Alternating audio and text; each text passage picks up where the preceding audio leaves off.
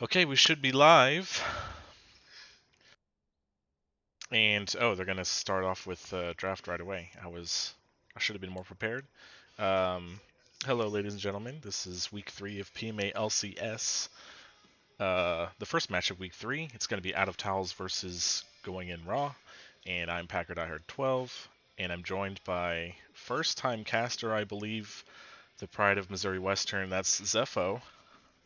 Please be nice to me. We're excited. I'm not gonna do too much more intro because bans are already done. So let's check this out real quick. Banning away two of OP's AD carries, Kaisa and Zeri, as well as banning away the Amumu.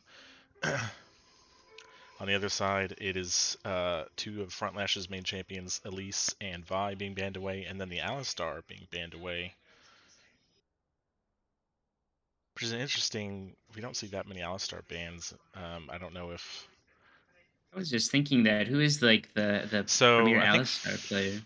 well, besides Grant, who hasn't been in PMALCS for a little while. Out of Town's going to go ahead and lock in first pick Belveth for Front Lash, which I think he played one time last week, and or either last week or week 1, if I remember, and he went off pretty hard on that, and they won that game, I think, off of a fed Belveth. So interesting blind pick, first pick, because I feel like you can kind of pick around that. But Raw's going to go with an Ornn, opposite of the Belveth, very safe uh, top laner to pick early on, and then we're going to see Opie's Tristana, his famous Tristana, locked in right away. So looking like him and TNT in the bot lane are going to want to get aggressive and try to make advantage of their strong 2v2 bot presence. On the other side, there's an Ezreal, which is just going to be safe. You know, Tristana's going to want another support that's going to all in with her, and so you just put Ezreal so you can try to just be safe and not feed the Tristana early, not put yourself in a position to die over and over. The Shen also coming in as a choice of counter top side. You assume it's a top Shen. Um, I I guess they don't play a whole lot of Braum, but I would have liked the Braum pick into when you see the orange Triss. and Maokai picked up there for Ross, so that's going to give them some flexibility. Hide some of their champions because Maokai could go support or jungle.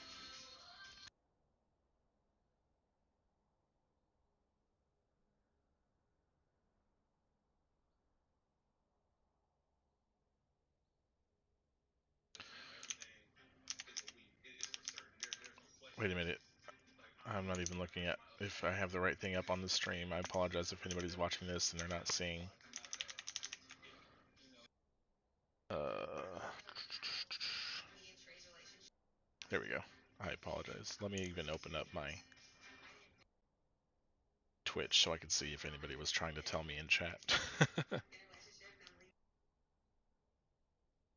Now I should have the draft lull up on screen as we finish up the second phase bans. A couple more supports. Tarek and Yumi taken away. I think Fudgy was playing support for them before. Um, and then Yasuo and Aurelion Soul taken away from Seismic Beam for Raw. So we'll see what Raw does here. They can pick their mid laner, or they can continue to hide their jungle support flex. They picked Diana, which technically doesn't really reveal anything because Diana could also mid or jungle. So, and Seismic Beam was a Diana player for sure when he was more of a jungle primary, so he would be somebody who could take it mid lane, no problem. It's also a very big. Well, I'm pretty sure I've seen Balls Aldrin play Diana too, so easily could There's go the either way. Braum pick. Yeah, Zepho called it. Prophet Zepho. Actually, turbo broken here into the other team. You actually you wall behind you when Ornn is Oh ulting, yeah, and it stops them from hitting anything else in the fight. yep. I remember playing Braum specifically for that when we were up against an Ornn once. And Ziggs is going to be picked in there for their mid lane, which could be Guy Fieric. I don't know if they would have Hook My Book go mid lane, but he's played Ziggs bot multiple times in recent PMALCS history.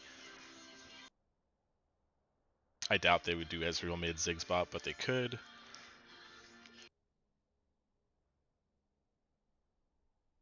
Ooh, and the Echo, which is a kind of a not Balls Aldrin, Seismic Beam special.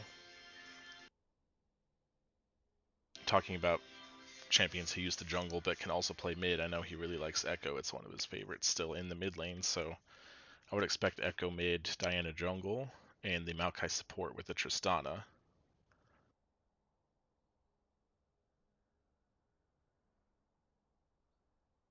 They definitely want to go all in with their comp with red side, but I mean, blue's overall comp with just I mean the Belveth kind of doesn't fit it, but they have it's kind of fine because they have the Ezra and the Ziggs to poke out, and then the two tanks that can really they don't want to ever engage. They just want to Yeah. siege down and then disengage from it, which they can do insanely well. Yeah, you And mentioned the there's Braum, which is really good against specifically the Ornn ultimate, but also just good at blocking out like Tristana damage if needs to. Ezreal is hard to lock down with his poke and his E.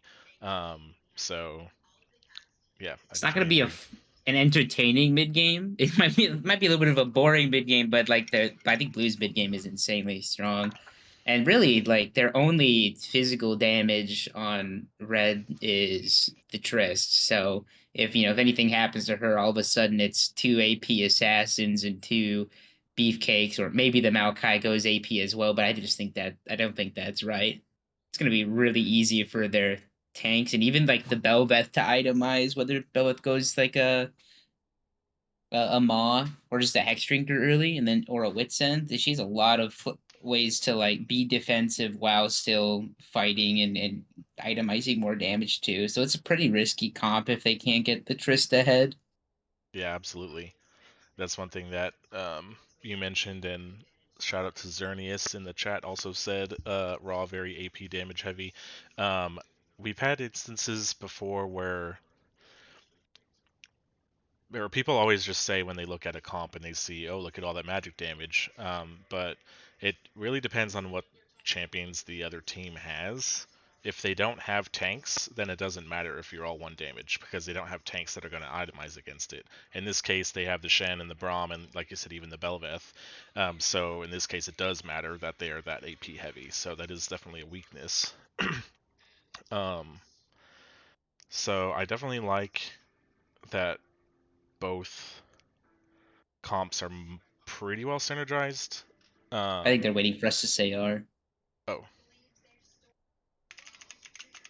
my bad.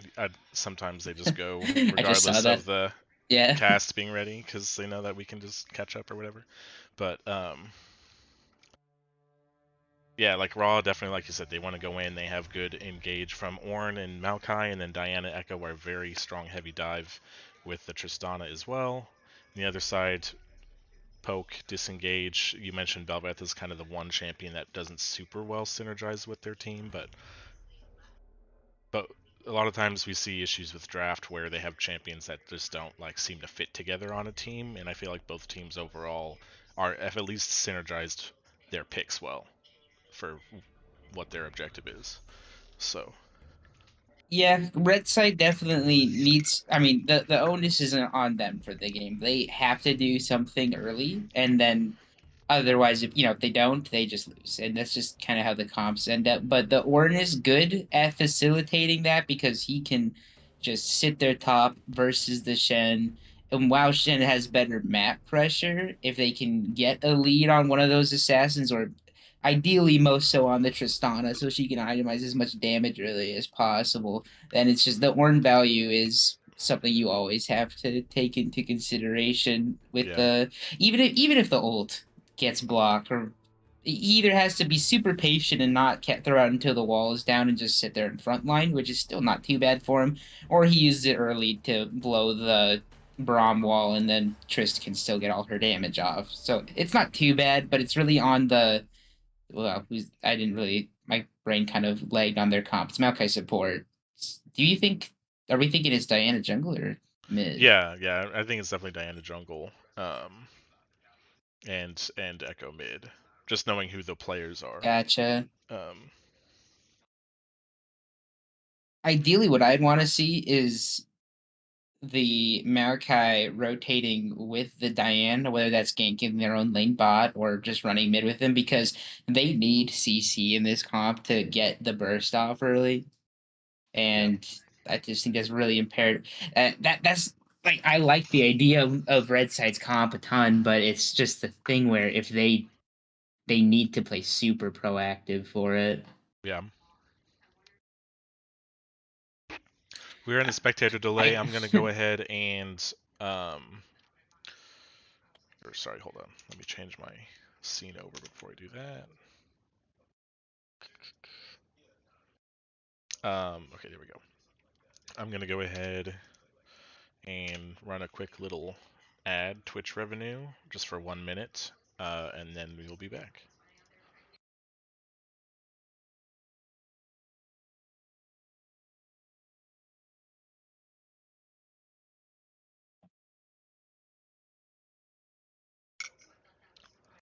I keep thinking of things to say for Raw's draft, and then I look over at Out of Towels, and then I'm like, what? Their comp is just so Yeah. it's so boringly good. There's just nothing. There's nothing to say for it. They just have Velvet. Like you just tell all your solo lanes, don't do anything. Just don't die. Give up a little bit if you have to, and then you just farm on Belveth. I'm gonna take this time to get a quick water. Yeah.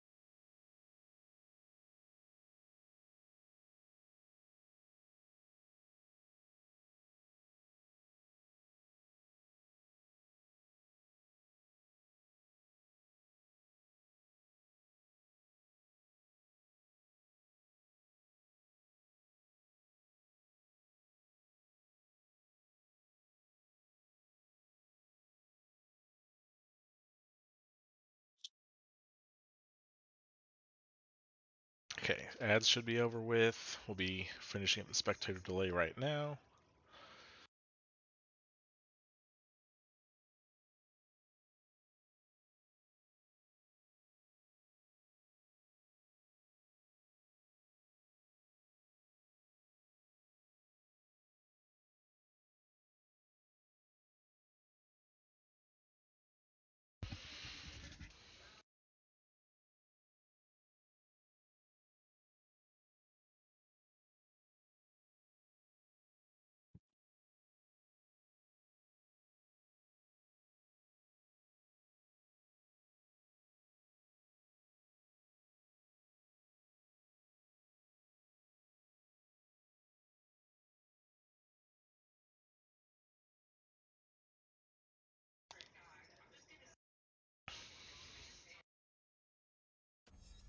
Okay. And do we have to count to sync up, or how does that work? Yeah, what we normally do is oh, mine's loading up now. Pause it at like 10 seconds. Oh, okay, my bad. I was at 15. Oh, no, you I'll can pause that. stay. I'll pause that 10 year then. Okay, let me. And then I just usually get my interface. Objective timers. Okay, are you ready? Yes. Okay, so I'll count down 3, 2, 1, go, and on go is when we hit play. All Okay. right, 3, 2, 1, go. Okay, so we'll see. Let me rearrange the pictures real quickly. Because Out of Tiles was not in. line up. How dare they? Okay, so now we are on the rift, and looks like we're just 5-pointing. 30 seconds until minions spawn. Front Lash goes for an invade here. He is backed up. Of course, it's seen on this ward, defensive ward there from Balzaldrin. And did they fake a ward over the red pit? Looks like they did. Oh no, he put it down in front of the Raptors. Okay. Oh, TNT's gonna get stunned. Maybe. That was close. If Buddy hit his Q. Because that'll proc it, right? Because it counts as on hit. Yep. Yeah, okay. any on hit. I don't think he was in danger of dying even if he did get stunned, but would have lost a lot of health. Yeah. Awkward. Reset. I mean, you get a reset. He might not have been there for the buff, but it doesn't end up mattering too much anyway if that happened. Oh, and I messed up again. Thank you, Twitch chat, for telling me I'm still on the client, not on the game. Well, maybe they want to see the client, you know? Okay.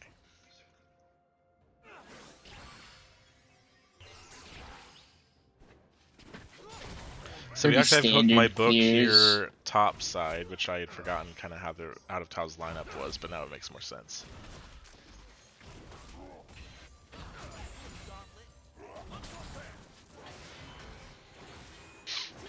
Just both junglers going to be pathing up top. Potential contest on the first Scuttle Crab in the top river. Is that a... Looks like there was another deep ward put in. In the Bean taking a yeah. ton of damage here from Guy Fieric. Making advantage of that ranged advantage. The Krug's word seemed a little redundant because they'd already be able to tell the first one if she was starting on the top side. And then Hook My Book, or sorry, Guy Fieric also put one over the Raptor Pit. Just They just really wanted to affirm the vision. Yeah. That one I like more. That's good because now they I mean, they still would know that she was clearing up, but it's still just a nice assurance word. Seismic Bean is just eating it from Guy Fieric right now. Goodness. Yeah. I don't think you're supposed to be this slow, this early, but...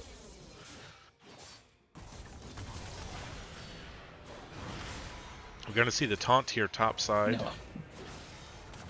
But the battle of the meatball chains. Fighting into a big minion wave at level 3, so ends up losing a little bit more health than he wanted. I like Diana on the quick recall, so that means Front Lash is going to get the Scuttle Crab uncontested. Balzaldrin walking bot side. I think I would have liked the Diana to try to contest on there. If anything, just to like waste the Bel'Veth's time since she's looking to stack up her coral. Even if she ends up getting it, just wasting your time, you can run down afterwards and then reset, and then your camps are sequenced up where you can clear through again really easy. Yeah. But overall, Diana sitting bot looking for something.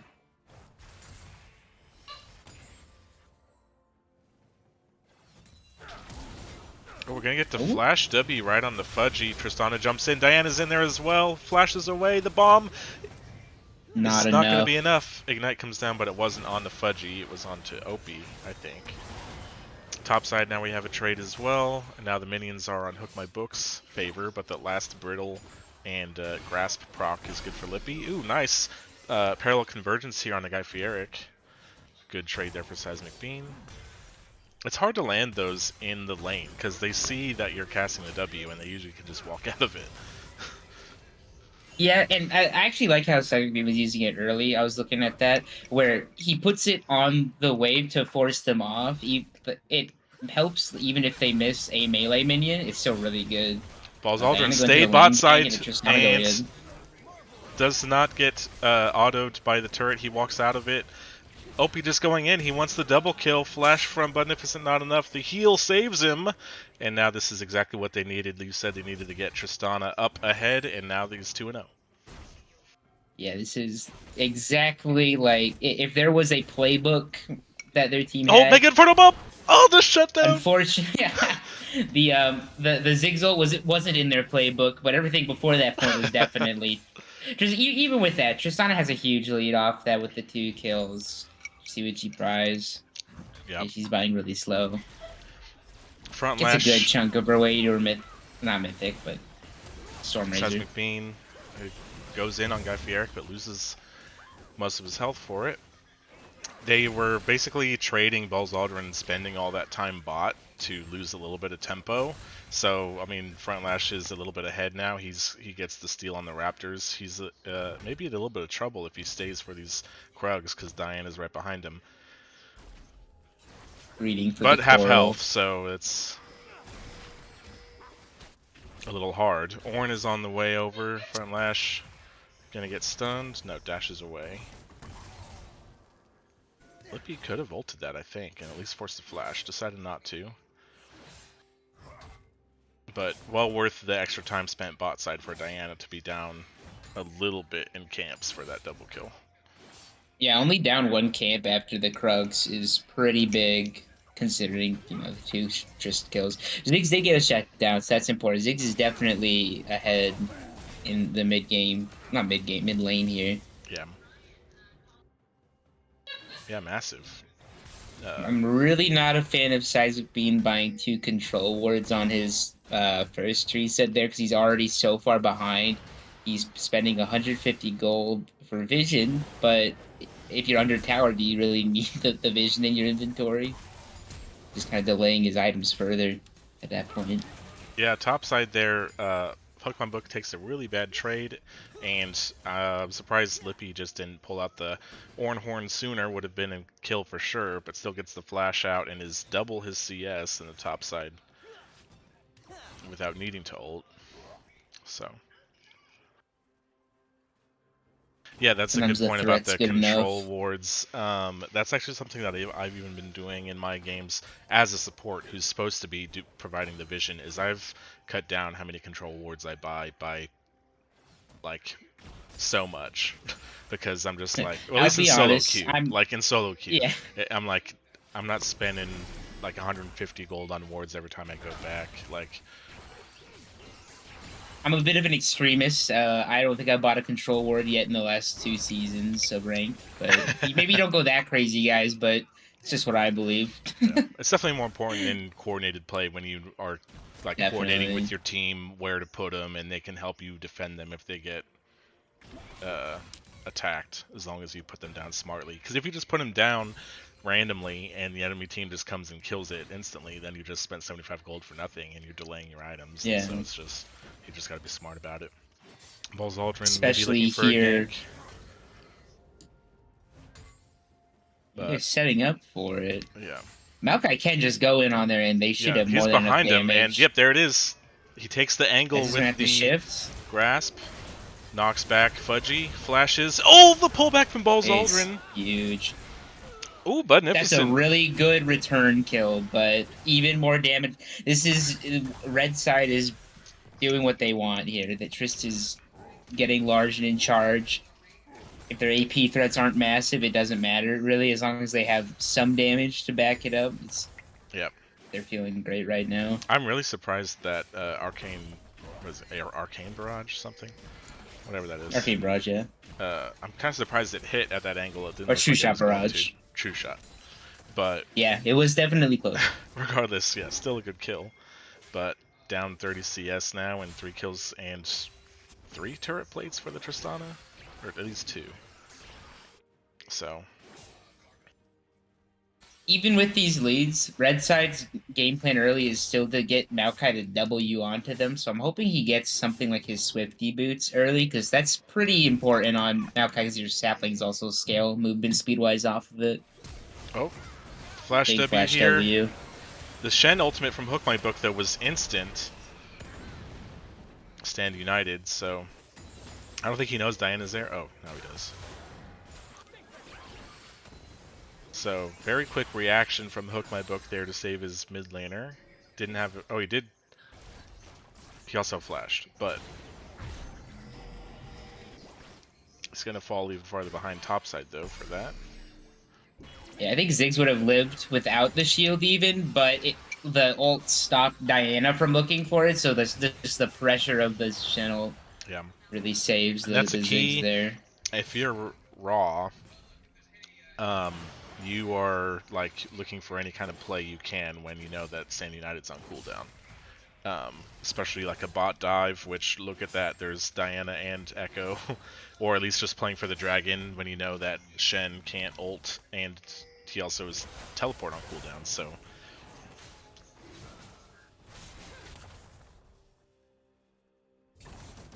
Belveth is there, but I think it's really risky to try to get in there on this. Yeah, unless she's feeling herself and she wants to try for it. I mean, she has 2 dashes with the Empower, so she could, if she wanted, dash in, dash out. But they're pulling it out. Smart play, keeping them off of it. Oh, TNT just holds for good measure, which is Yeah. an interesting cooldown to use just cuz, but... Zoning ult, zoning ult.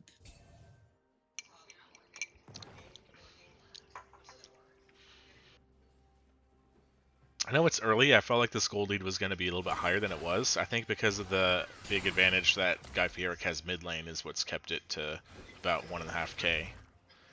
Yeah, and I want to see what happens. If it stays at about this rate, there shouldn't be any bounties.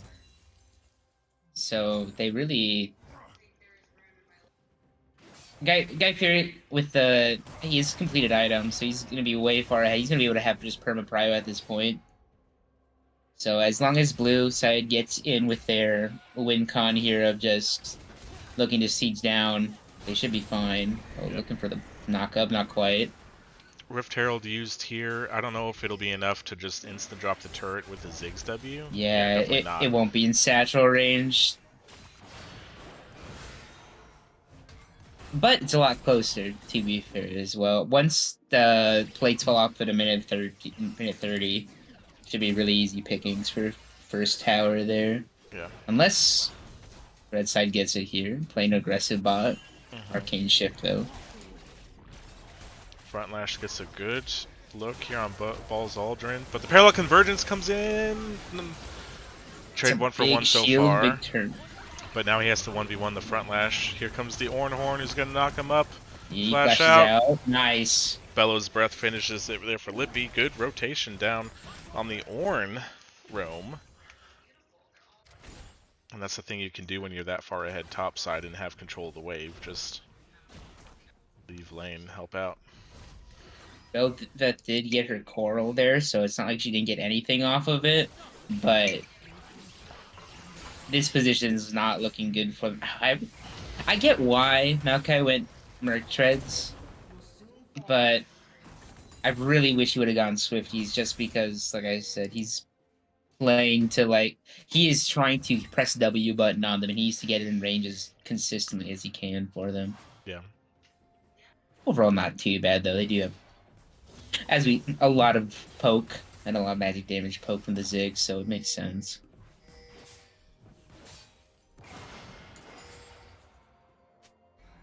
Okay, so laning phase is going to start ending here as first turret was taken bot side. More gold funneled to this Tristana who has her Kraken Slayer looking pretty good on her way to, I guess that's an Infinity Edge with the BF Sword.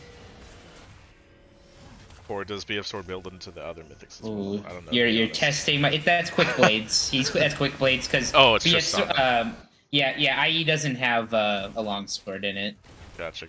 Sorry, nerding out over item builds and just murdering the Shen at the same time. Yeah, what a... I was looking at that. So Hook by Book hasn't built any health yet. And I think that is not the way you want to go with Shen, because if you're ulting in these fights, you need to be able to take a hit. Otherwise, you are just a walking reset for the Tristana rocket jump. Ooh, flash here from Opie. There's not a knockup from Front Lash, but he doesn't need it. We also saw the solo bolo there from Opie onto Guy Fieric. Front Lash able to get that shutdown though, so that's kind of the one person I think you don't want getting kill gold is the Belveth. I mean, obviously you don't want Ziggs to get it either, but I think Belveth is the most scary to get that. I don't even know if it was a shutdown though, to be honest. I don't believe it was. I'm pretty Okay. sure he got. Well, no, it would have been because he had 2 kills and then died. So those 2 kills would have been in life. So it should have been a shutdown. Yeah, not a massive one, but But still there. 150 gold shutdown bonus. But yeah, any kills on the Bel'Veth getting her stronger is insanely good because even if they don't, like, Ziggs and Ezreal couldn't get a single. If they got no kills this game, they'd still be obnoxious poke monsters. And Yeah. then looking for the Bel'Veth just to sit on the side. Her identity in the team comps, like I said, a little awkward in some cases, but she just plays for flags. She'll find an opening. Diana goes in See on her. the engage here, front lash. Gets out of the damage from the Diana ult. Doesn't matter, he's all by himself. Diana gets that kill. They're going to get second Rift Herald of the game.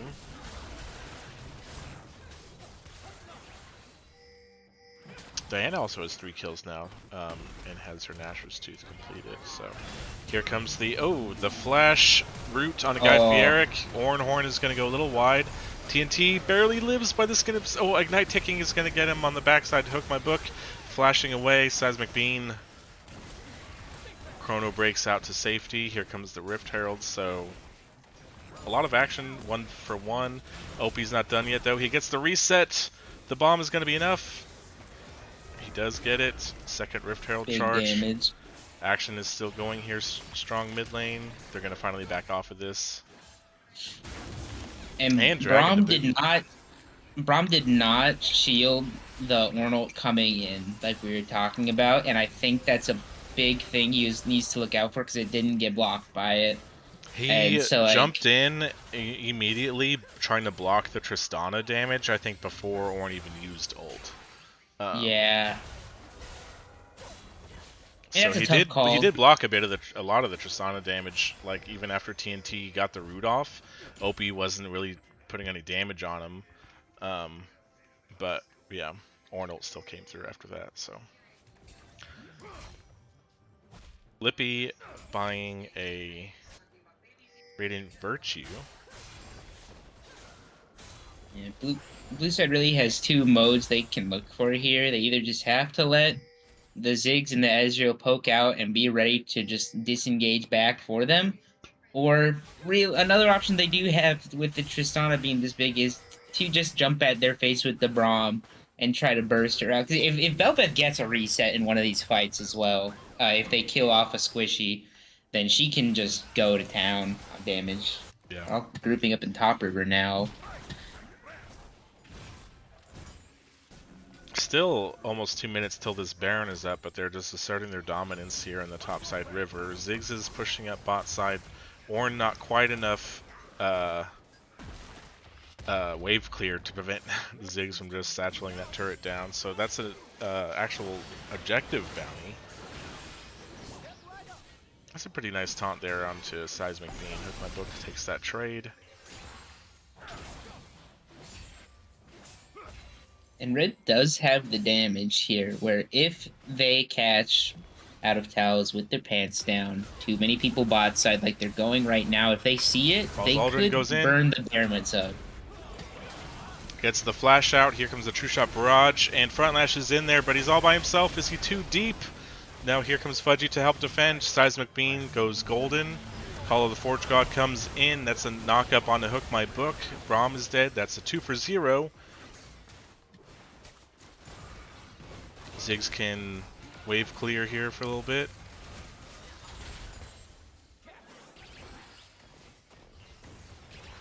But a nice force there from red side.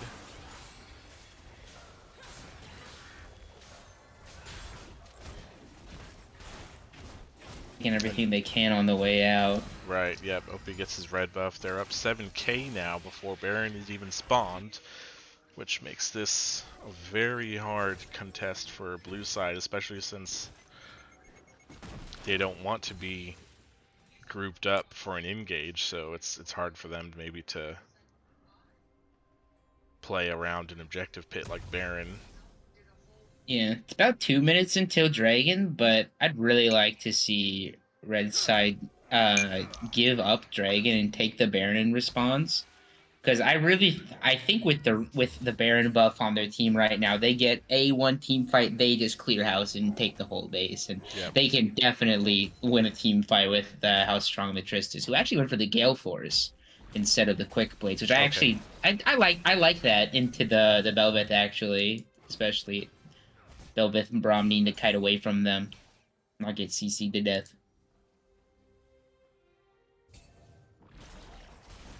So a little lull in the action here as Baron is up. Raw is still just maintaining complete control around the Baron, but they're not immediately threatening it as Buzz Aldrin is bot side.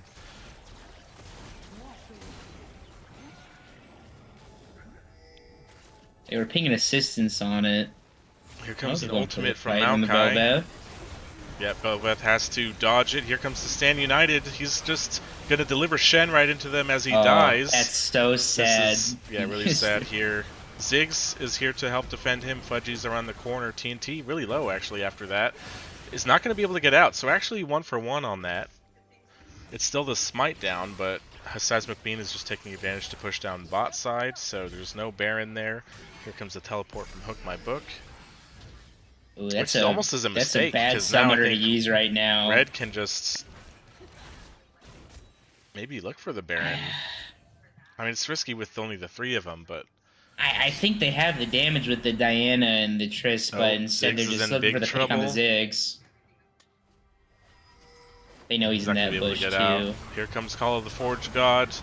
Guy Fieric flashing over the wall. OP flashing, which is interesting. Just because a little bit of for there's funny. no way, no way Ziggs was getting out of that, so you can save the summoner spell. But I honestly don't think I would have flashed if I was Ziggs there. No, either, I agree. Just to accept my death. So I like this objective trade for Red. They want that Baron because they were already with. They just need to win a pick and clear house, and they were just winning fights already before this objective even was taken. So they are very comfortable with that. Yeah, absolutely. Slight ability, haste, and attack speed buff for blue side. Red side gets the threat to win off of a pick. So I would definitely take that.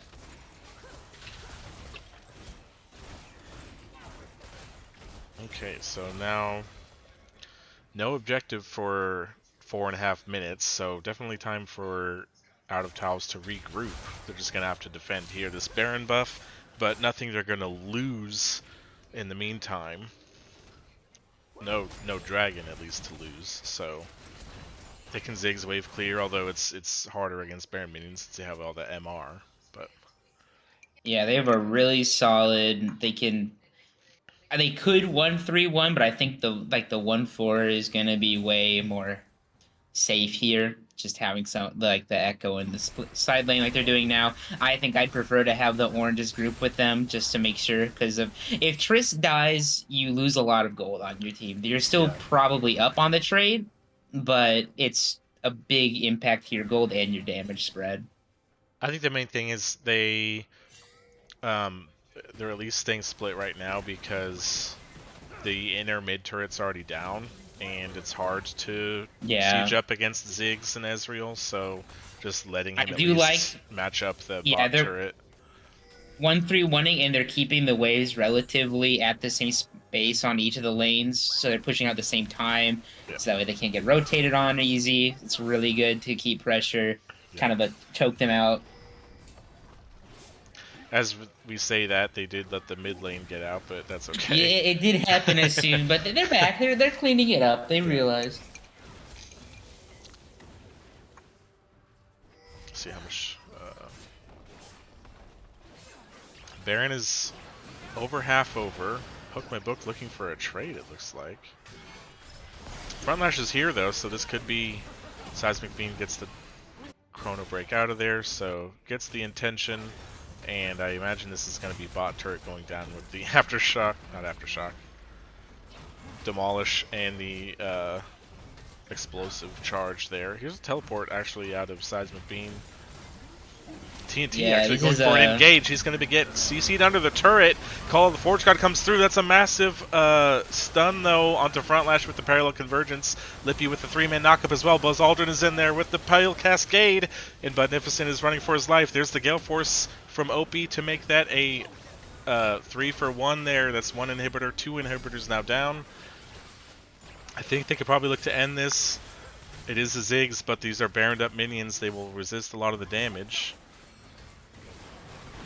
Took my book, misses Yeah, they the do taunt. not have any wave clear. Buzz Aldrin goes in. But the Shen stand united actually just there to make sure he doesn't get executed. Diana's down. Shutdown. Now That's I a think big the shutdown. siege is over. Oh, he can't ult because he's taunted Oh by Hook My my. Book. They get 1 Nexus turret, but a couple of shutdowns there on the back end, so the base is kind of in tatters, but Out of Taos lives to fight another day. I hope he's just gonna boop Front Lash out of there. Is he chasing? Oh, he's trying to. Uses the Hex Gate. That's dangerous because he could be 2v1'd. Oh, we're gonna get a pause there from Out of Towels. During this pause, I just thought I'd like to say something informative that I see. I like to teach people. You see, when you're I see the Bomby Cinder coming out of the Shen now. First off, if you're a tank top, you should really itemize health earlier. We saw him prioritizing the Sheen damage, which you don't really need on Shen unless you're all-inning on repeat. But just the fun fact I wanted to say is that if you're actually going for pure gold efficiency, you should always get the Bomby Cinder early for Sunfire and then not complete the Sunfire. Because the actual gold you invest into it doesn't, it's not as good. Just the damage you get from the health scaling on the base Bombies is way more efficient just by itself. So you should Bombies and then build more items from that point. Just a little lesson for today. Very good. I don't know what a Zyra one trick is, how he knows about top lane purchases, item. I know a But, bit of itemization, you see. And actually, we see Ornn was doing the same thing here. He has the Bombies, but he doesn't have the Sunfire component. So he's I'm liking what Lippy13 is doing with it there. Um, Oh, mine unpause. I says was they paying attention. unpaused, but it says mine is still, there we go. Came out of it. Okay. Shutdowns on Seismic Beam and Buzz Aldrin, it's still a 10k gold lead after those. Now there is 1 minute until this dragon, which if you are Out of Towels, you don't really need to fight over. It's not soul. So I think, I mean, you can if you want, but I mean, I don't know. That's just a risk you don't need right now. I think going in raw just comes in and takes it at their leisure. Out of Towels just needs to keep these supers out of their base, which I don't know the length of time inhibitors are down. I think that they'll be down until around Baron spawns or more. It's actually a fact. Nobody actually knows how long inhibs are down for. If they say they do, they're lying. Top side here, we do see Tristana and Ornn pushing in. Tristana gets a cheesy blue steal. What is your time on the clock right now? 27, 27, Okay, 15, mine keeps 16, mine keeps 17. freezing on me. I'm gonna close out and come back if I can do that. Okay. Just see if that fixes. We'll continue that for on me. here. Baron officially 1 minute away, and going in raw is pressuring hard on this last bastion of defense that is outside of the base for Out of Towels. It does go down there. While Buzz Aldrin gets to solo away the dragon, because like I said, they had no, Out of Towels had no business contesting.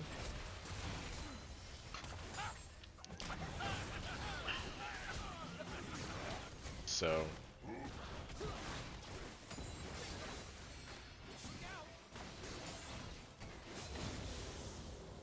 we're gonna continue to kind of siege up here and I guess look to rotate towards Baron once it spawns. Just hold them here while the super minions are now in the base on bot side and will be soon from mid. Nobody is going to try to clear that yet. I think Guy Fieric now is trying to clear the bot side because there's 2 super minions there. Parallel Convergence goes in, does not get the stun. Here comes the Maokai ultimate though, that's a big 3-man root. Front Lash goes in, Hook My Book is there to defend. Front Lash is gonna die instantly. Tristana now jumping in. Pale Cascade from Bozaldrin gets a big amount of damage there onto Fudgy. Double kill for Tristana. And now TNT goes in, roots up, and gets the Bramble Smash on the Budnificent, and that's going to be it.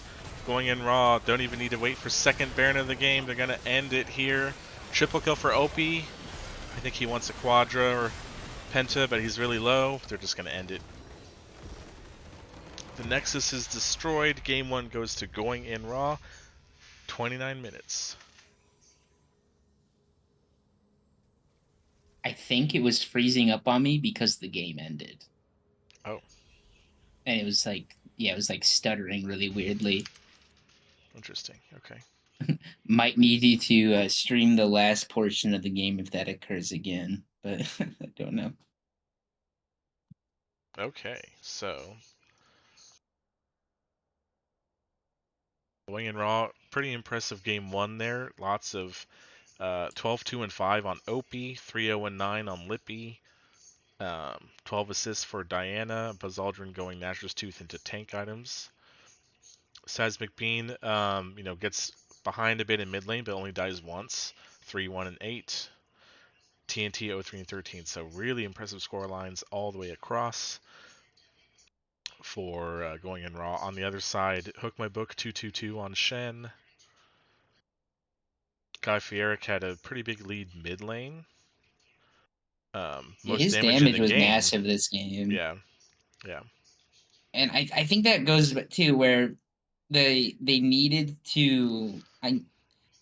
It seems like Out of Towels was trying too many things, because when you get the lead on the Ziggs early and you have an Ezreal that really at that 2-item mark on, we're just gonna be able to just spam on the wave pretty freely as well.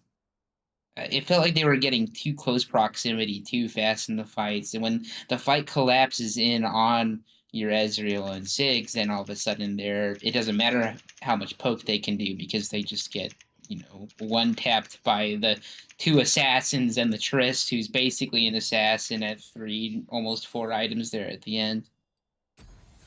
Absolutely. So I believe I just created a poll in Twitch chat for player of the game 1. So please go and vote. Going in raw, I think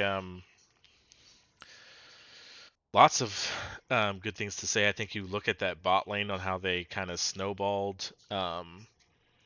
Obviously Opie's scoreline stands out when you just look at his KDA. But we all know like an AD carry needs help to pop off. There was some really nice play from TNT on his Maokai. That first gank where Balls Aldrin invested quite a bit of time bot side to make sure Tristana got that double kill. Also, it was just a really smart wraparound angle from TNT, who kind of walked in behind them and then used the Maokai ult downwards. So, or actually, the first gank might have even been before they had the ults. Regardless, and then top side, Lippy had a massive lead top side and had lots of good Ornn ultimates, good knockups and fights. So multiple guys that you could give it to. Do you have a thought on who you think should be Game 1 MVP? I like to look at it objectively at what the team is trying to do. And so they have 3 big damage dealers. They don't have a lot of lockdown before 6. So while Tristana, OP did a great job of damaging early, I'm more looking at the fact that when Diana walked bot, Mr. T said, "You want me to jump? How high?" And just immediately goes and is flash Wing in. He's facilitating setting up, because they're a comp that they need to jump on and then keep. There's not a whole lot of lockdown on the team that on that bottom half of the map, but especially before Diana has 6 when she can roam bot. So I really liked how he was setting up the plays early, because if there's one thing that really messes up a comp that wants to poke, it's a tree in your face that is proccing Aftershock. Okay, so Zepho's saying TNT deserves MVP of Game 1, a support main voting for his support. Definitely no bias there, but... I might have a little bit. I might have gotten paid a little bit. It's fine. It's alright, I'm a support main as well, so it's hard to disagree. But any way you slice it, I think you can't really go wrong. So far, they have one vote apiece for Lippy, Opie, and T. We still have maybe about 2 minutes or so on that vote, so please go in and make your voice heard. I Exercise could your see right any of to them vote. earning it. Everybody, even like with Seismic Beam was, he was getting behind in the lane early. He was forced to reset after a couple bad trades. He held his own from it, and I mean, I think it speaks for an Echo player when they're using their W in like a multi-person fight for CC correctly. Like it's an I've seen a lot of really bad echoes in my day, so I can really appreciate someone being able to utilize the lesser part of the utility in Echo's kit. It can be crazy good in team fights if you use it right, and I think he did a really good job with it, especially in those mid game skirmishes.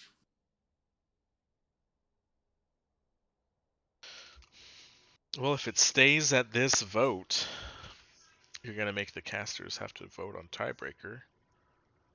There's 24 viewers, so we can manage more than 3 votes. People, come on.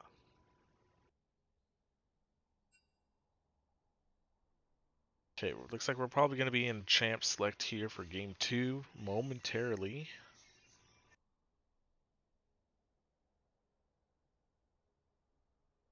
We had a 4th person vote, but instead it just furthered the tie because now it's a vote for Balls Aldrin.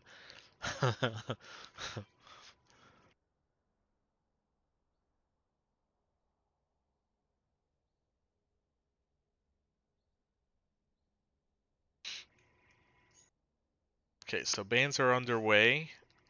We'll get to player of the game in a moment. So far, bans are the same.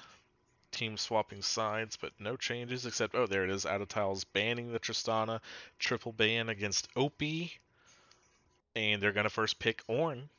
Nothing like a good first pick orange slam. You can't go wrong with it. It's really, you're challenging the opposing top laner. Do you have something that can mess me up in lane? Absolutely. Out of Tile's now going to steal away the Maokai, which worked so well for TNT. I think that's pretty smart. Obviously, just because it's a strong pick, but also, like you said, flexibility. Technically, it's a triple flex. So you can kind of hide some of your picks here, unless you just put in Shen. So you know it's not going to go be a Maokai top, unless it's a River Shen. I don't think Frontlash would play River Shen, but it's not There's out of the always a realm of first time. possibilities. Oh, I don't have the scene. Uh,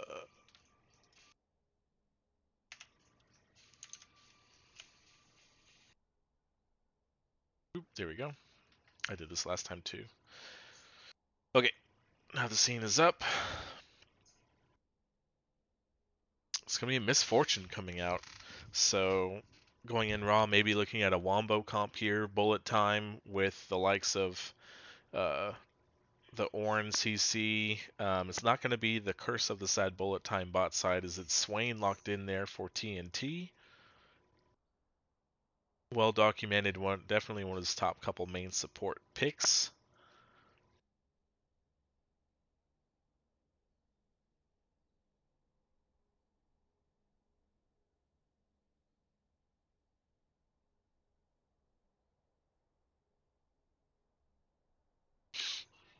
We're going to see the Rek'Sai from Out of Tiles, okay. I don't know if I know that one as much as a Frontlash pick. I know Guy Fieric um, has played Rek'Sai jungle, so I don't know if they're looking to flex around. I think if they were, they would not have a Shen locked in, because I don't know if Frontlash would just swap into a Shen top. I think he typically plays more carries top besides Poppy, but Okay, so Diana and Amumu coming out. They're trying to take away some of those big Wombo ultimates that would go well with the bullet time. Ziggs banned away from going in Raw, as even though Out of Tao's lost with it, it's still very effective in the early game, like we mentioned. Who game one wanted going in Raw 1 game 1, Cornstar.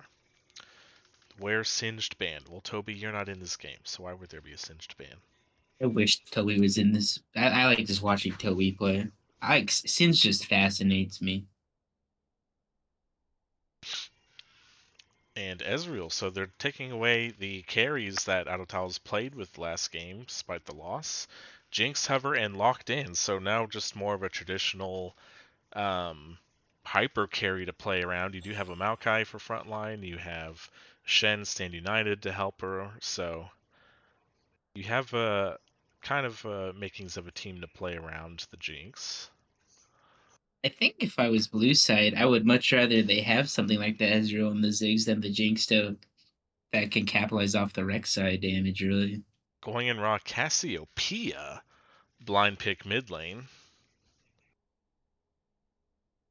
Interesting pick there for Seismic Beam. And the Nocturne, so there's something that's going to try to punish the Jinx and dive it. Also a well-known champion for Balls Aldrin.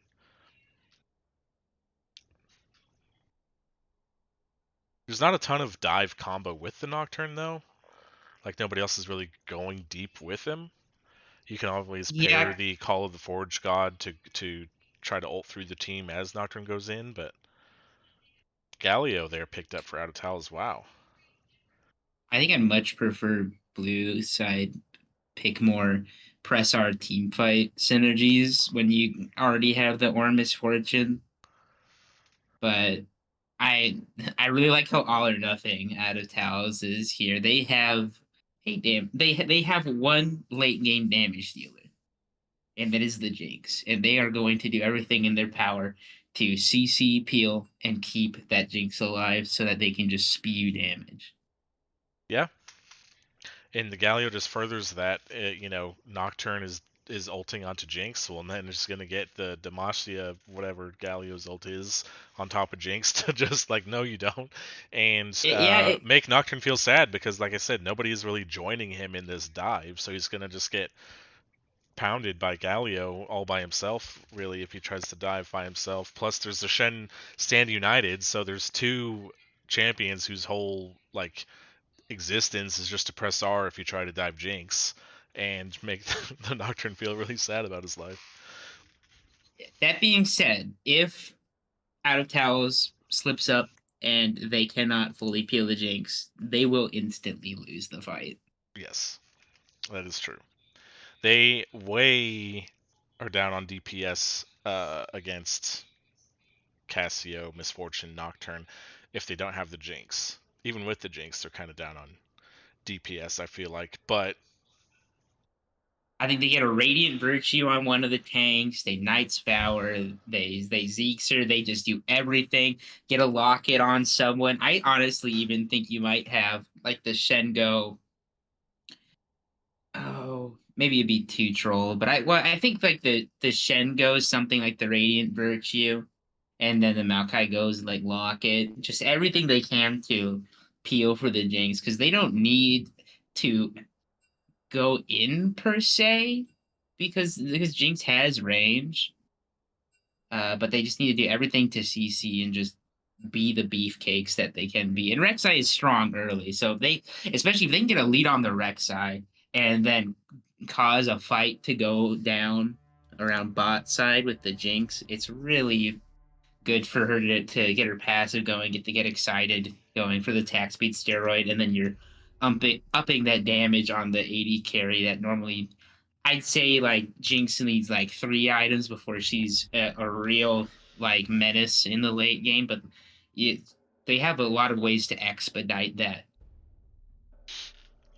definitely, I'm gonna actually do another shameless ad Just going to go ahead and get out of the way right now. We'll come back. We'll have more time with spectator delay to continue to talk, but I'm just going to run it right now. We'll be back in 1 minute. Be back as well.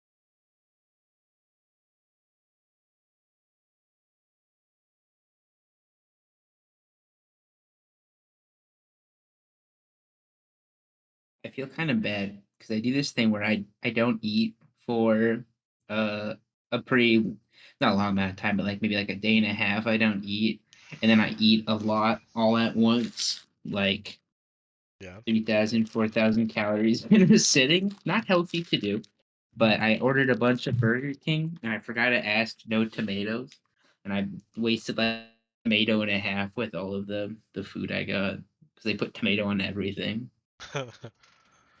Well, I'm sure somebody out there in Twitch chat can relate to you. Little known, since we're on talking about food, today is National Mai Tai Day, and well, I just ran out of it, but I made one before the match started, and I just finished it. But it was a little low quality from normal for me because I didn't have real limes, so I had to use bottled lime juice. Plus, I didn't have the mint garnish, which you really need to have in a Mai Tai. But Okay, it's an ode to the Mai Tai since you can't have the full yeah. authentic one. Oh my god, there's like 3 tomato slices on every single sandwich I got. I'm just peeling tomato off. I have a whole tomato and a half on this burger wrapper right now. I'm a monster. That's what we needed. We needed Is a secret some or some kind of funny go anecdote ahead. had to happen with Zepho on stream. It couldn't just be all like league talk. Yeah, Just need you exactly. to put one of your links in Twitch chat for everyone to enjoy or something. I don't know. I'll only do the links if I'm on team playing. Oh, okay, okay. Gets people to watch my games more. That's true. What's That's Seth? I'm gonna link today. true. Here's a Anybody fun gotta see it fact because it's linked for in the chat. I don't think maybe some people know, but Zepho and I are chapter bros. So New Gamma represent. now you didn't start until after I was already gone, but we did meet because I came back for something. I think that was the only time we actually met in person, but I believe so. I remember that though. yeah. So we just need Garfield Juice in here. I am Gert, or what's his name now? Well, he doesn't really play League since last split ended. Papa Bear is another new Gamma. We almost have a full new Gamma roster. Anyway, so spectator delay is ending. We'll be getting into game 2. We'll get loading screen here in a moment. What do you think? Is Out of Towels making it a 1-1? Or So I'm really bad at name. Out of Towels is red side, right? yes. They're the Jinx, please carry us comp. I like their chances. By the way, I paused at 10 seconds. Yeah, I had to redo I it because I tried to. misclicked. One Oh, moment. now I can't. Hold on. I think you got the same thing I did because it was bugging out for Because me. well, now Okay, it but I'm just ready keeps now. each second goes by, it like changes where 10 seconds is on the bar. Oh yeah, that's fine. There we As go. long as There we it's go. at I 10, it's got it. I okay. got it. I got it. Okay, ready? Yep. 3, 2, 1, go. I'm changing the scene. I was just making sure I was paused so I could sync up. Okay. Objective timers. And this won't pop up until closer to the mid game for these comps, but there is a secret nocturne mode on his ult. I say as nice electric cute trade from TNT. These are my favorite types of early game scraps. There's just like one ability each and everybody gives up. Nobody wants to commit to the full thing.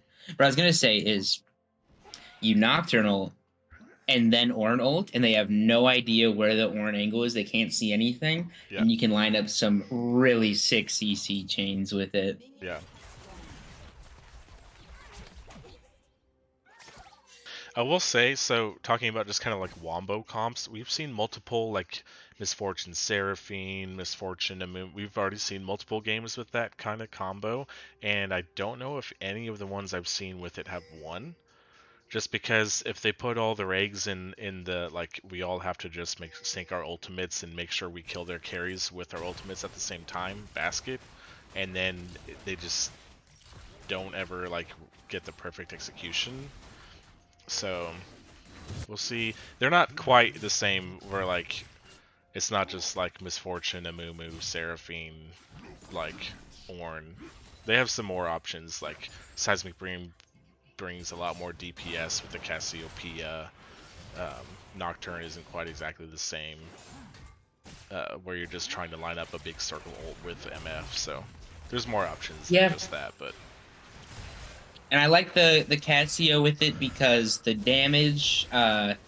They have a few damage threats that can still punch through even if they don't have the ult. So I think as long as they're patient with their ults, they can wait and get damage out, wait for something good to line up, and as long as they don't try to overforce it, they have their options are open, and they have a lot of damage. yeah. So we see Jinx taking a lot of damage already. A couple of nice never moves from TNT. Speaking of which, there's another one. It's going to get the instant flash forward. The Ignite is going to That's a tick down. kill. First blood for TNT. Fudgy is in a rough spot. I don't even know if he can live if you flash. Doesn't matter because he gets pulled back as well. TNT is on point with his never moves. 1 kill apiece for their bot side. Nice trade their mid as well. How bot lane should be splitting the gold up. Top side as well, we might see a kill go down. Lippy doesn't want to chase it. Now he finally might be looking. There's the Q. Could have probably just like flash ulted. Maybe that wasn't enough. Yeah, But... flash from he had grass proc. I Oh, think okay. if he flashed and Flash auto. he would have had another auto, he would have at least gotten the flash in response, if not killed. Yeah, Hook My Book has to be very careful here.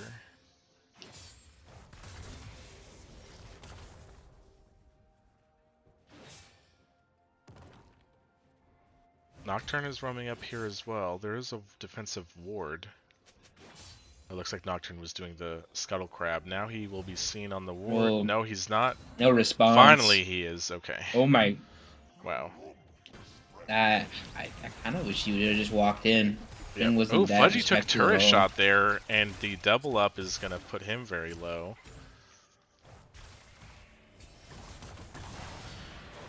I think if you're with the Jinx, I'm not a fan of the first strike Maokai. I love some AP tree, but it really feels like you just need to be a protector on this Yeah, comp. I Your agree. damage is not even secondary. Your damage is tertiary. You don't you don't need to worry about it. Okay, good flash from Hook My Book. His taunt was on cooldown, so we can use that. Another great electrocute trade here onto Budnificent. Fudgy's going to go in, get the root, knock him backwards. No ignite. Fudgy flashes out of the Vision of Empire, which wasn't in kill threat there, but Ooh, here comes a Denying the big dive shard. coming in. Blue side, though, they are aware that it's happening. Frontlash goes for the flash Oh. knockup, but he misses it. Oh, and Guy Fieri goes for the flash. That On was the really one. close, to be fair, but I think they're getting a little. They're psyching themselves up a little too much. They Yeah. need to be way more patient with their early game damage. Yeah. Wow, that is a lot of resources spent to not get something back there. But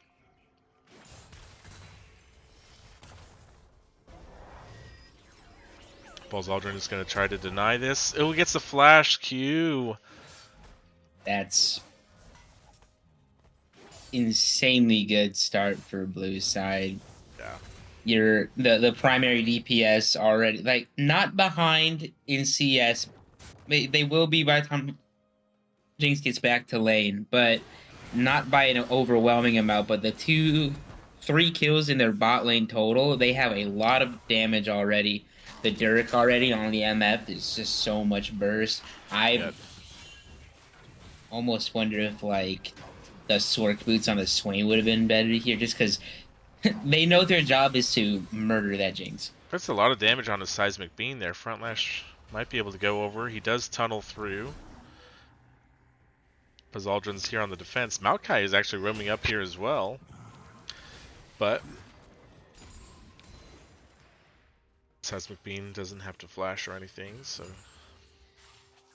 TNT is on the follow roam, hiding over the wall. Don't think we'll see any more action though, unless he... No, he's just gonna walk back towards bot.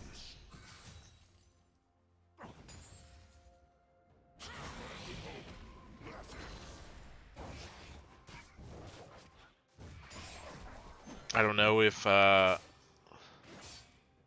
My Book was listening to you, but look at what is in his inventory. I just after saw last that, game. and I'm happy with that too, because I can't stress, just health on Shen early is so important. When you just, it synergizes so much with everything you're trying to do, and you can walk up more aggressively with it too. I will say I don't play a whole lot of top lane, but these the 2 tanks have been just scrapping it out both these games so far, and I love it. Guy Fieri there shoving in the wave, took a turret shot, but he's not under any kill threat. He has a just straight up magic pen boots. This is his only item besides that Doran's ring. I just think doesn't really need to worry about Merc treads. It's only like the route from Swain really is the only, or maybe the duration of the fear from Nocturne, but those are not very. Bot side, we're going to see both AD carries are ghosting, but Frontlash can't help right away because he gets rooted back by Swain, and Buzz Aldrin is there with the paranoia. Shen ult bot side to help. Oh, and Guy Fieri uses the TP. Goes in, flash there out of OP and TNT. Guy Fieri still looking for it. OP barely lives. Here's the fear coming on to Guy Fieri, but the taunt comes in. Hook My Book is in. The zap from Jinx. Buzz Aldrin is really low. Justice Punch comes in. That's a kill for Guy Fieri. The taunt. And now this is going to be dangerous. TNT gets the return kill because the deficit was way too low. Guy Fieri gets the shutdown as well. So 2 kills onto the Galio. Pretty crazy exchange there. It ends up in a 2 for 2, I think, when all is said and done. 2 kills for Swain, 2 kills for Galio. On one hand, those 2 kills went to the support, but on the other hand, it's a support that builds massive team fighting damage. Seismic Beam just sitting up mid lane, getting a turret played, almost a second one, and will bring his CS back to even after being down. And it's really important to note too that Jinx got nothing in those kills. She got assist gold, and that's it. She is not anywhere close to being online, and MF at an item is such a big spike. Frontlash does a good job of turning around from the Petrifying Gaze. Galley ultimate comes out just to make sure he doesn't get chased. But it is going to be a Rift Herald taken here for going in raw.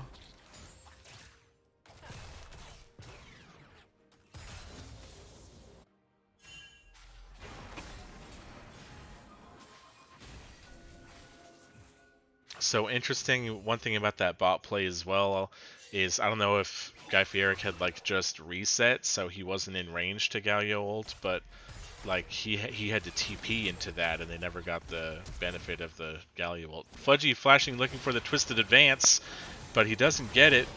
Finally, he does there. A bullet time was channeled by Opie, and Fudgy is trying to 1v1 him now as Beneficent has to Can't run get in away. there. He can't do it, and here's the Swain damage. Opie gets that kill for his second of the game. Yeah, Jinx has one. She has a Doran's Blade and a longsword, and then a little bit of attack speed. She cannot do even in that 1v2 scenario with MF being the one. Like, there could not kill her. Didn't have the damage. I really want Red Side to tone it back a little bit with the bot side plays and let Jinx get some time, because an item on her and a reset is all they really need in one of these fights. I'm not a big fan of the Roa coming out from Galio here, or at least the one being built. Yeah, I think Everfrost is normally, I think, what you want, but I could see Everfrost. I could also see Rocket Belt. But and that goes into the thing where I actually, even if they don't have a whole lot of things that Merc Treads helps with, Merc Treads just statistically, because of how your stuff scales off of magic resist, ends up being more damage for you. That's true. Here comes the Paranoia bot side. Beneficent uses the Ghost. It's not going to matter. Kill there for Balls Aldrin, his third of the game. Instantly chanting the Rift Herald too, looking for a first brick. Ooh, the Never Move is also going to be bad. Frontlash has to try to get out of there. Barely lives from the bullet time.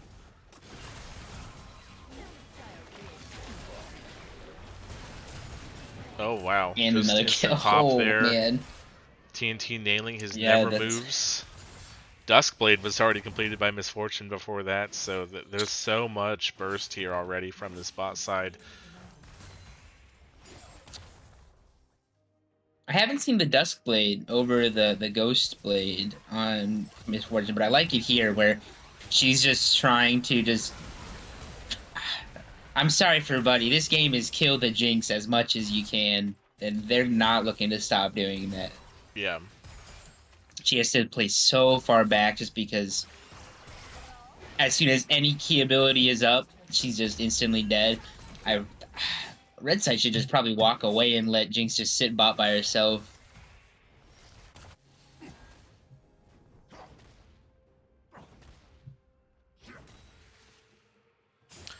Well, so now already a almost 6,000 gold lead at only 13 minutes here for going in Raw. 6 total kills from their AD carry support combo. Beneficent and Fudgy are 0-7.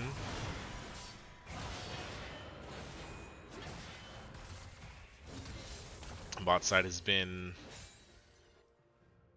just kind of meatballing. Yeah, Red Side's in an awkward spot where their overall comp makes them want to fight around bot side to give Jinx the resets when they can, but with how it's playing out, you can't play around the Shen lane. That's the Shen lane wants to play around you. Right. And it hasn't had an option to literally ult to get into these enemies' fights yet. Another Never Move here. Fudgy uses or used by Galio to get in, but TNT is in the Demonic Ascension. You're just never going to kill that with a Maokai and a Galio. Flashes forward. Finally, the kill goes down. Jinx Rocket comes through, does no damage. Here comes the Paranoia. Cassiopeia here is finally poison damage actually drained for TNT on the double kill. Still surviving in the face of all this damage. Guy Fieric tries to get out of the way. He will not. Triple kill for TNT. Flash Petrifying Gaze comes in. Flash bot side. Frontlash really wants this kill. He will get it. So that's a decent shutdown there for Rek'Sai, but just a silver lining here after that triple kill from TNT. I see the Axiom arc. Axiomart comes out of the Nocturne. Jinx is only beginning to understand pain this game. She is. I think that's the biggest middle finger to a champion that could be picked in this sort of game. They are looking to keep her down. Yeah. And that's where like the AP coming out from the mid and the support on red side, they're building more damage, but as we saw there, it wasn't enough damage to kill the Swain. And if you can't burst Swain, then you might as well just go tank because you're not gonna be able to contribute anything. And it's just making Jinx survive less while do negligible additional damage. Meatball fight in the top lane. Yeah.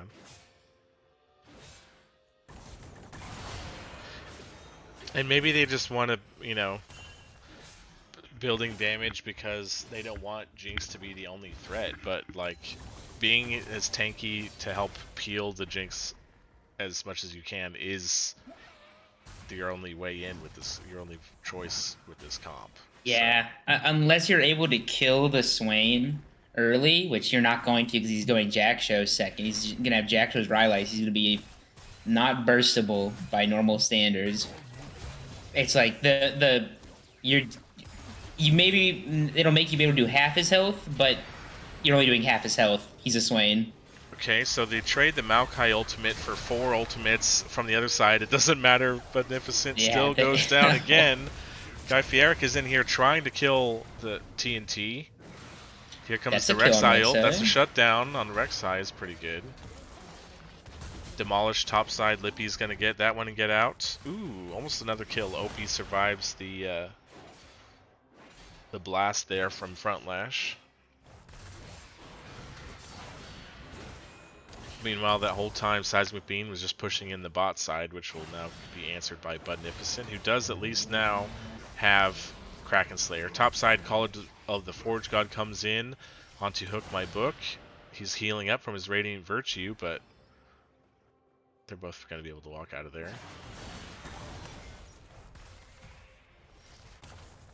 Lippy just kind of flexing his muscles on him, but no kill threat.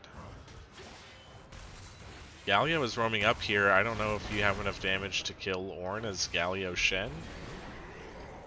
Especially when you miss the E, miss the taunt. I think we heard the Rift Herald. Yeah, it was just spawned mid lane. It's going to knock down this turret with the charge.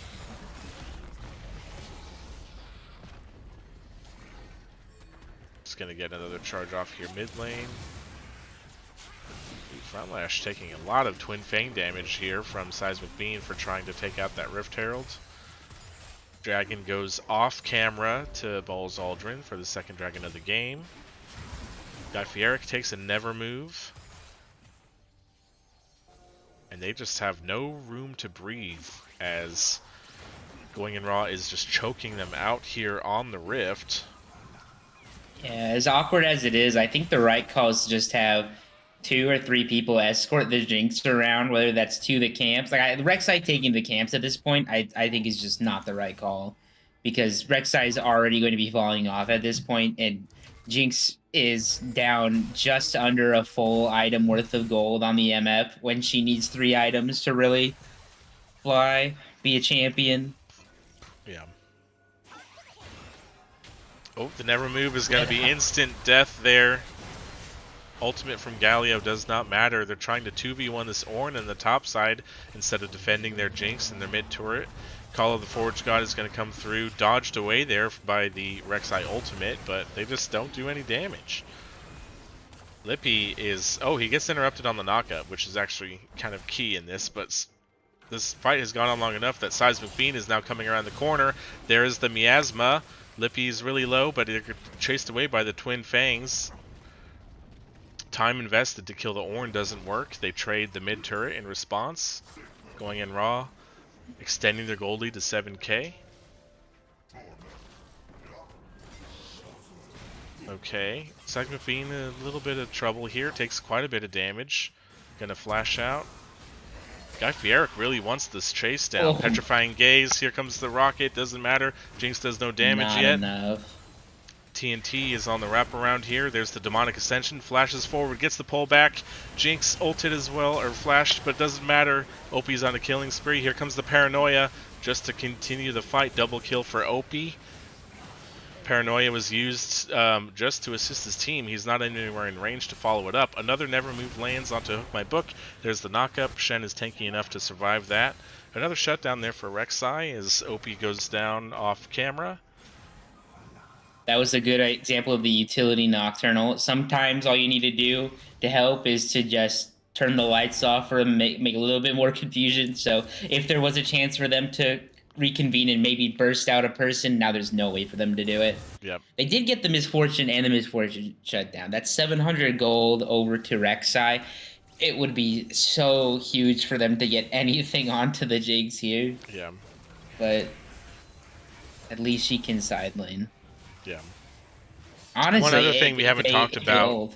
just talking about the Paranoia, is it also just makes it harder for Hook My Book to ult. He can still click on his ally's portrait, but your instinct is to maybe click on, like, pan your camera over to who you're ulting, and it just maybe just like holds him up for that brief second because you can't do that. Now, I don't believe he can actually ult off of the portraits. Really? When it's nearsighted like that, because they're not actually targetable entities at that time. Oh.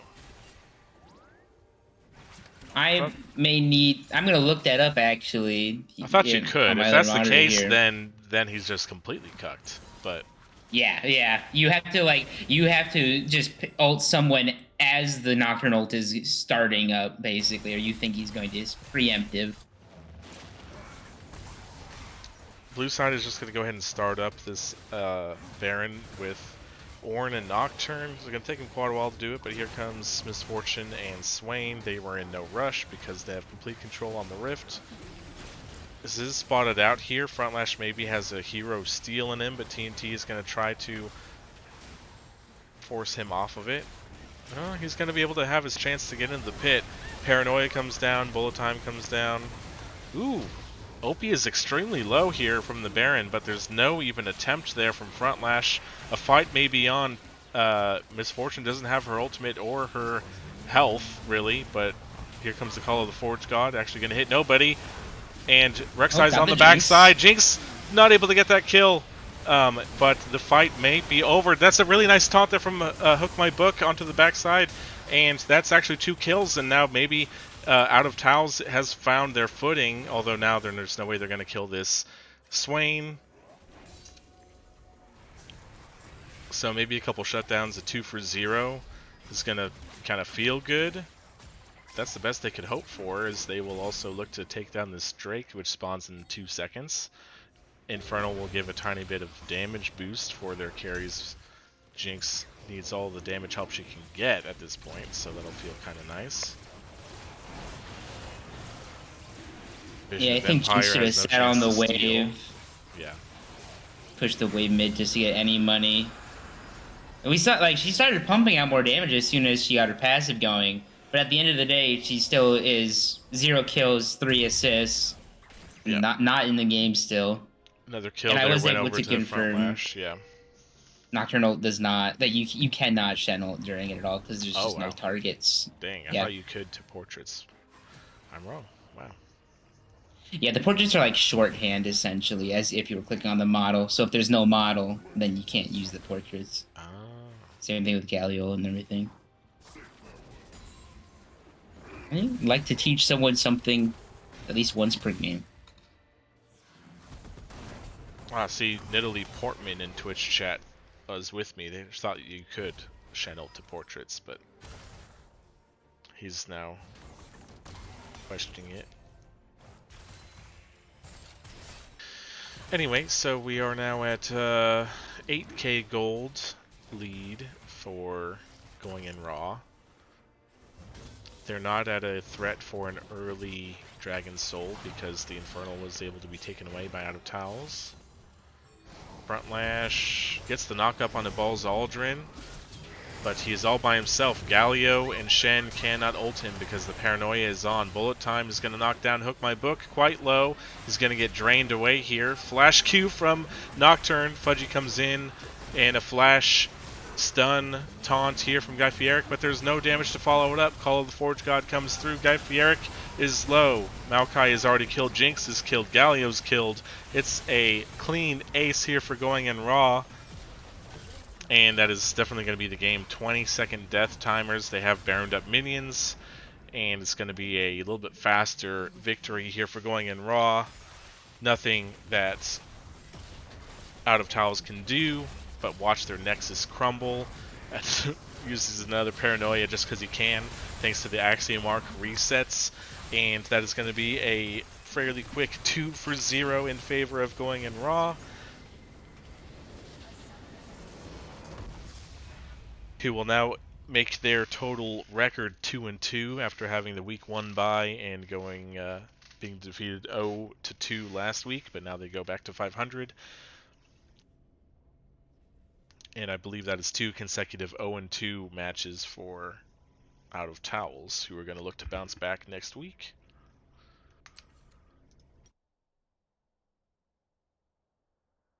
So let's bring up the client here, and I will go ahead and start working on a poll for Game 2, Player of the Game.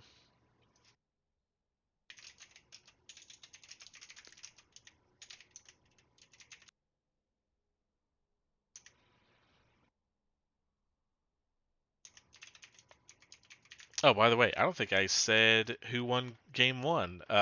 Officially, there was a second vote for Lippy 13 before the poll ended for Game 1. So Lippy 13 was the Game 1 MVP. Congratulations to him. Running it back this time on Ornn 0-0-3. Not as much kill participation this time, but he didn't need it when uh, Balls, Aldrin, Opie, and TNT were just getting all the kills they needed bot side without any assistance.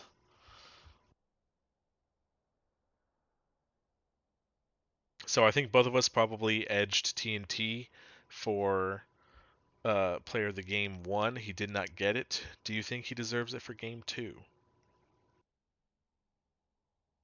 I I really think it goes to that's a tough one. It's either OP or him this game, but and this like the Swain was a menace, but I'm not trying to take anything from TNT. I think a big reason he was such a menace was the fact that they just kind of half baked their damage with the other team, and that's just where Swain thrives. So if anything, I gotta give it to him for just it's an insanely good Swain angle that game, just because it is so good at thriving in those lower damage team comps. With this, it'd be a different story if Jinx got ahead, but really, there were fights he literally was just running into them, and because of how far behind Jinx was at those initial times too, there was nobody that could DPS him, and he was just an absolute monster in those. Yeah. Balls Aldrin, I think deserves a lot of credit. His kill participation isn't as high as his bot laners were, just because they also did a lot of work on their own without needing assistance. But the paranoias from him, the one we mentioned, you talked about where he just did it even though he couldn't join the fight, just doing it to assist the team. And early game just really setting the tone where once he had his ultimate up, he was just using it bot side pretty much whenever he could, and just making sure Jinx never got off the ground. So I think Balls Aldrin definitely deserves a look. I don't know if we see like anyone else who would really go first item Axiom Mark on Nocturne, but I commend a man that knows how to team fight and set up. Like Nocturne is kind of a champion that, he ults kills someone, that's his thing. He did ult in and kill people, but there were also times where he was just playing, for lack of a better way to say it, he was transitioning to like being a utility thing in some of those fights. And like his damage doesn't reflect a lot of the impact. I think a lot of his damage is in like the two ult ins where he did go in and burst the squishy with it, but just I like how he played just utilizing the vision denial, which is really strong. just by itself on Nocturne. Well, we technically have some time left on this vote, but it is 5 votes for TNT, 1 for OP, and 1 for Balls Aldrin, so could probably call that one without letting it play out. Although they're all 28 viewers, so we could just have, 21 people just vote for anybody besides TNT out of nowhere. I'll give Opie a vote here. I think both bot laners did well. I again with the first game, everybody on their team did their job in those games. Like Seismic Bean really wasn't in a lot of the fights, but that's because he was applying pressure elsewhere. It's like they don't need me there. I'm gonna apply pressure. It was like the in a way that he was just like rounding out what the game plan was at that time, which is never gonna be flashy, but it's always just good consistency. Because worst case, maybe something happens, massive turn, and suddenly the play goes bad. The fact that he's still in that other position, rounding out what they're trying to do, helps like be a potential if something goes wrong. There's a fail safe. Yeah. And he played that well both games. Both like said utility echo O's not ults utility echo W's the first game. This second game, getting the side pressure or the mid push on Casio, or the one time where he flashed under tower for the kill. That was pretty entertaining to watch too. Pity votes is all 80 carries get. Yeah, OP. But to be fair, it's a pity vote I think you deserve. Like I liked what you did. Game 1 MVP, Jake, was Lippy, actually. Lippy 13. Okay, poll is officially closed. 5 votes. TNT as gets the MVP for Game 2. So we can go down to the player of the Game 1 lobby if TNT and Lippy want to join us, and we can have a quick little interview before we sign off.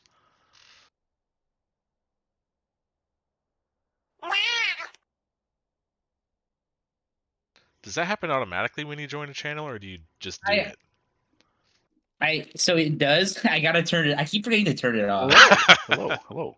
It's a dash or like a soundboard setting when you join a thing. And I keep every time it happens, like, oh, I forgot I had that on, and then I don't do anything about it. I heard it when you joined Discord with me before the stream started, and I just assumed that was your way of saying I'm here. But then, anyway, it's an involuntary statement.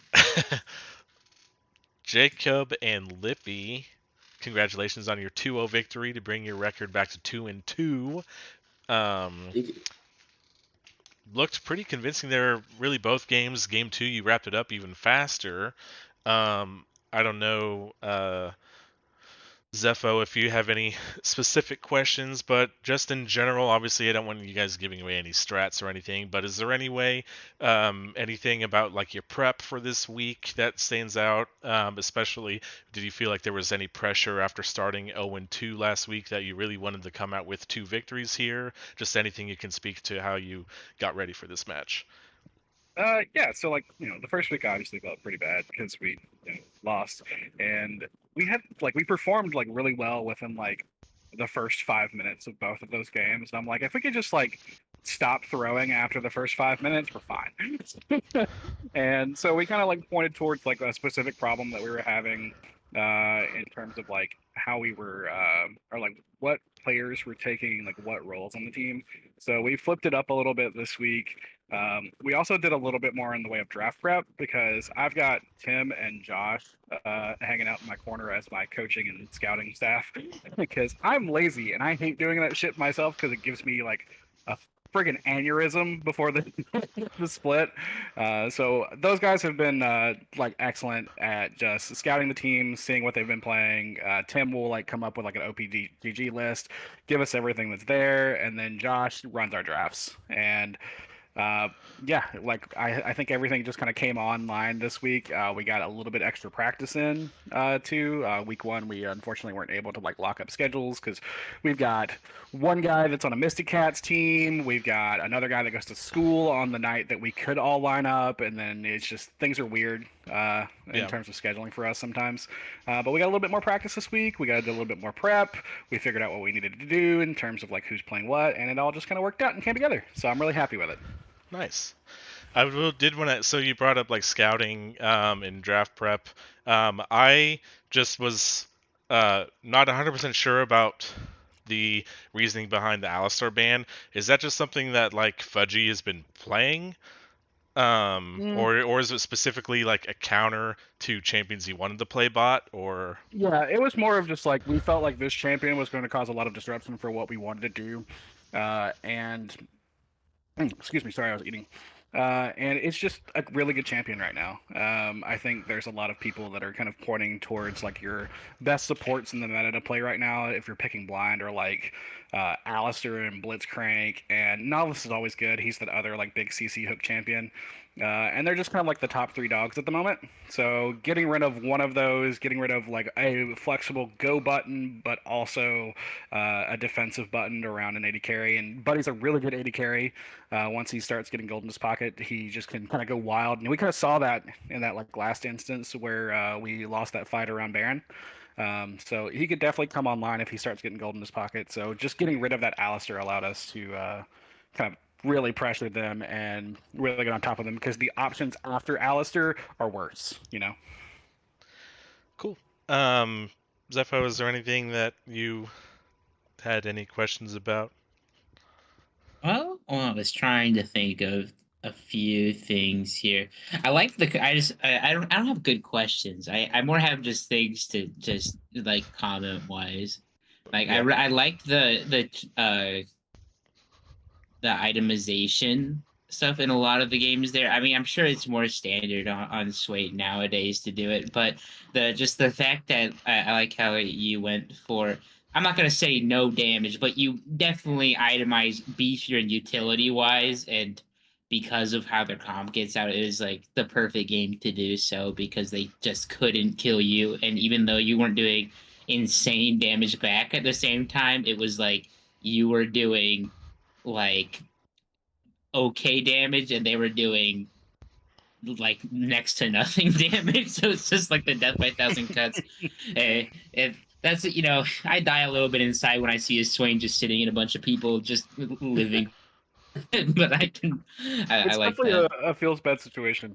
I think like the one underrated thing about Swain is he has like 3 or 4 good build paths that you can take from support. That Yeah, you can either go the full AP route, you can go the I forget the name of the item that like the one you ult and it heals everybody. That was the other yeah, consideration that I Rain came up Pursuit. with, and you could pick that in this kind of same comp situation if you're more even in gold because it's cheaper. But since we were popping off, I was like, it's Jack Show all day. They're gonna do no damage to me. Yeah, I like the itemizations there. I also I mean, obviously you guys were getting some games in practicing. What do you think I want to know from your guys' perspective. If you're thinking your bot lane right now, all the teams in the league right now, where do you think you guys stand? I don't want to make a prediction on that because we had that poor showing in week one. Even though in week one there were, like I said, like we were winning like the first 5 minutes of every single lane in both of those games, I think. But I think me and Opie stacked pretty well. He's not my boy Chad, so I'm a little heartbroken. I gotta, he's the side chick, but it's working out. You can have fun with the side piece. Yeah, the side piece sometimes that can be like it can be an alternative. Yeah. He's the brunette to my Chad being my redhead. So Exactly. I had one thing, just since Lippy's in here especially, and he hasn't really, these have mostly been Jake questions. I wanted to ask, so Lippy, I'm pretty sure this is your second split, right? Because you played for the first time last split in the split league where you were in the black division. yep. I more so maybe just like praise, because I was a manager last split for one of those teams, and when Mhm. we were like prepping for your team, we were like, okay, we don't know much about Lippy. He's a new player, and we had a pretty strong top laner, so we just trusted him to like win a matchup against you topside. And you picked Fiora and like beat him, and we were like, oh wow, this Lippy guy's actually a lot better than we thought he would be. Now, of course, here you're kind of, I don't know if you're rolling your eyes at being put on Ornn duty 2 games in a row, but are you? expecting to have a little bit more opportunity to maybe play like your Fiora or something a little bit more carry at some point, or are you just happy to play the tank and fill the team's needs? I definitely like Ornn and just tanks in general. One of the biggest things I like about it is definitely, I'm not the highest ranked player in the league, definitely much more on the lower end, and so I really appreciate that the gameplay around Ornn. Really, if I just live, like get through lane, then I'll still be like valuable late game with my ult, and then it's even better if I do well in lane. So it's nice being in a position where no matter how things go early, I'm still able to contribute to the success of the team later on. Well, there you go. That's what you like to hear. As a team player, he cares more about the team success And I'm than gonna throw this his. out there too. Like even in the practice games that we've had with Lippy, Lippy's been popping off on these like damaged bruiser lane focused champions too. So we got no qualms about slapping that boy on something that can slap somebody around. Let the boy cook. He was cooking.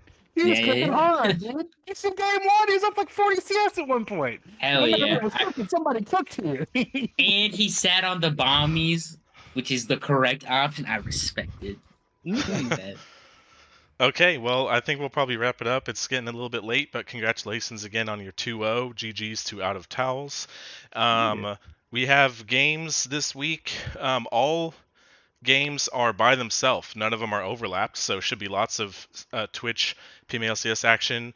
We have a match tomorrow night, and then Saturday and Sunday, I believe. So tune in. There should be lots of fun games happening. Thanks, Zepho, for joining me, and we'll go ahead and sign off until tomorrow night. And everybody stay, I don't know, stay cool. Stay frosty. Go F yourself, San Diego. Is that what you're supposed to say? Oh. Thanks for casting, guys. I appreciate it. Yeah, you're welcome. All right. Yeah, Good night, thank you. everyone. Good night.